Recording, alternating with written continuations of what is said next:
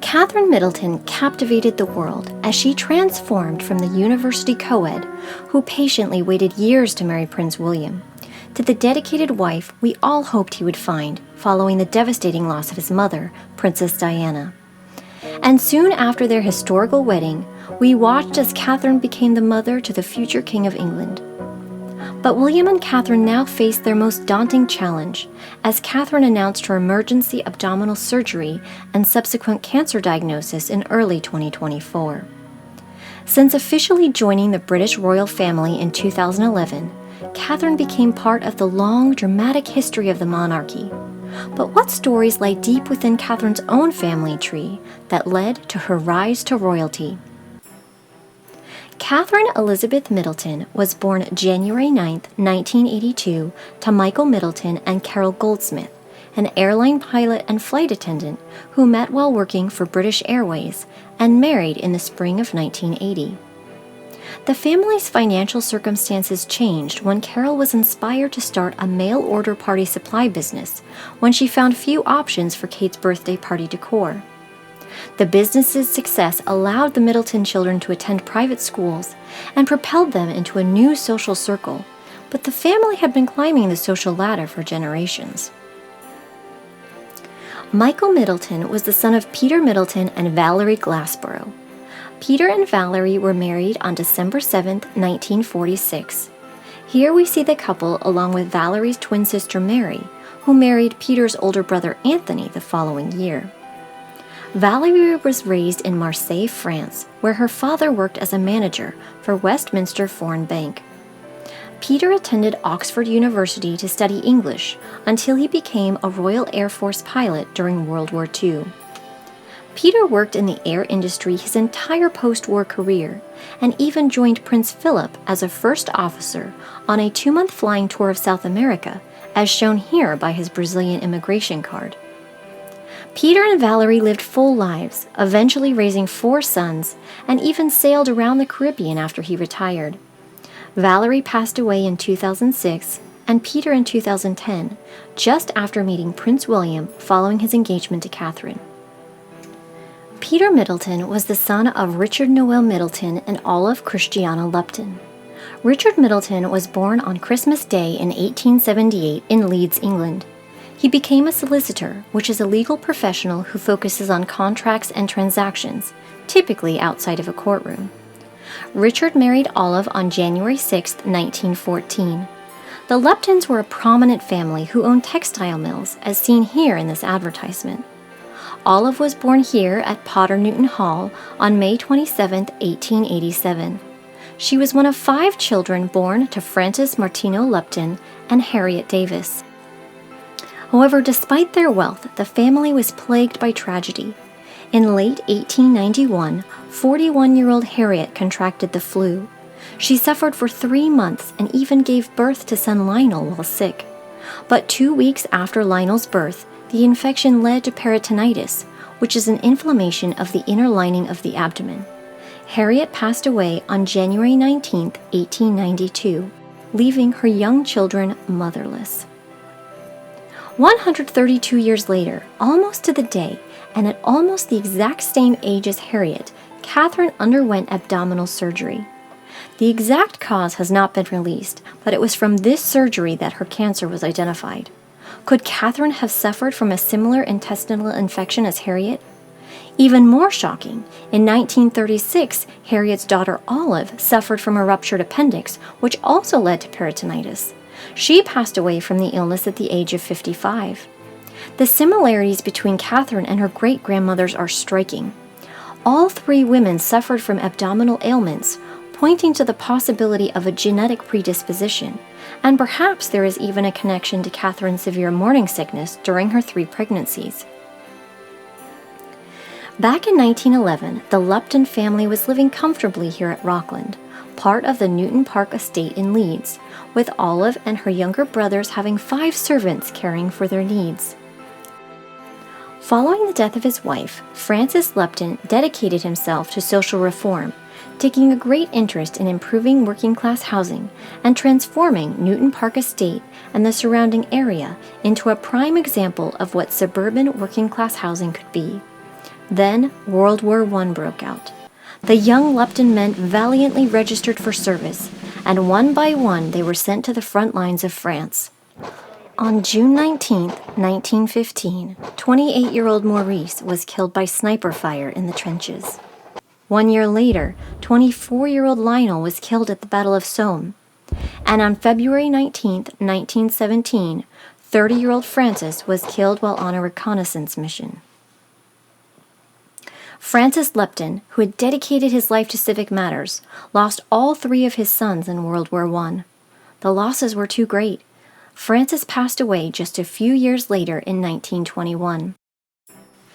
Olive Lupton's husband, Richard Middleton, was the son of John William Middleton and Mary Asquith. John William was born on February 14, 1839. John married Mary in 1863 and became a solicitor like his father William. John and Mary had 8 children. In July 1887, John was working on a high-profile case, Leeds Estate Building and Investment Company versus Shepherd.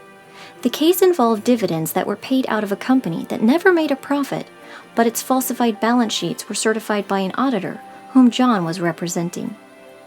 John had been feeling weak for some time, likely due to stress. John returned to Leeds on Friday to spend the weekend at home. He visited with his young family before going to bed. A short time later, he became ill and suddenly passed away at the age of 48, leaving wife Mary to rely on her family to help raise their children, including young Richard, who was only 8 years old. John William's father, William, was the son of a joiner and cabinet maker, but he became a well-respected solicitor and transformed the Middleton family history, initiating the line of solicitors and landholders in the family. He married Mary Ward in 1838, as seen here in their marriage certificate, and they had 9 children. The Middleton line can be further traced back to William Middleton, born in 1409 in Kent. Kent is located on the closest tip of England to mainland Europe, making it an ancient battlefield. From the Romans to the Vikings to the Norman invasion of 1066, Kent and likely the Middletons have fought for a meaningful place in history. Catherine's maternal line is what much of her commoner story is centered around. While the Middletons were generations of solicitors and landowners, the Goldsmiths were working class. Catherine's maternal grandfather, Ronald Goldsmith, was born April 25, 1931. In the 1939 UK census, Ronald was living with his mother Edith and sister Joyce, who both worked as food packers. This photo was likely taken around the same time and shows young Ronald along with 3 of his older siblings, Emma, Charlie, and Joyce, along with their mother Edith. Ronald's father, Stephen Charles Goldsmith, passed away the previous year at the age of 51. Stephen and Edith Chandler were married March 27, 1909. Stephen worked as a carman, and we see that both of their fathers were working class. Interestingly, their oldest son Charles was born November 7, 1909, less than 9 months after their wedding, which may be why Edith's father and sister Alice were present at the wedding, ensuring that the expectant couple were married. Stephen and Edith had 4 children when Stephen entered into World War I, where he was part of the Royal Fusiliers, becoming a sergeant and serving until 1921. Stephen Charles Goldsmith was born November 6, 1886, to John Goldsmith and Jane Dorset. In the 1901 census, we see Charles and his 7 siblings living in Southall, England, where his father John worked as a bricklayer. The Goldsmith family can be further traced back to Maidstone, the largest town in Kent. John Goldsmith was born in 1782 in Maidstone. He married Rebecca Tuffy on April 14, 1817. Rebecca was born in Maidstone in 1796, making John 14 years older. According to the 1841 UK census, John worked as a carpenter and his sons worked as laborers. 14-year-old son John is Catherine's 3 times great-grandfather. This image of Maidstone from 1825 gives us a glimpse of what the Goldsmiths may have seen in their daily lives, with greenery, churches, and livestock along the picturesque River Medway. John and Rebecca lived their entire lives in Maidstone. John passed away just 2 years after the census in 1843 at the age of 61.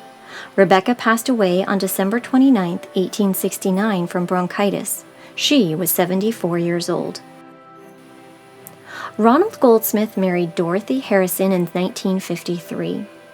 Here we see the couple at their wedding. Dorothy was 18 and Ronald was 22. Dorothy's father was Thomas James Harrison, who was born June 23, 1904. In 1911, Thomas's family lived in Hetton Downs, with Father John working as a coal miner deputy. Mining was the primary industry in this area of Durham, with Thomas's father and grandfather having worked in the mines since the 1850s. Coal mining is a notoriously dangerous profession. In addition to the risk of a mine collapse or explosion, there are the health impacts of the coal dust that can lead to chronic disorders such as lung cancer or COPD.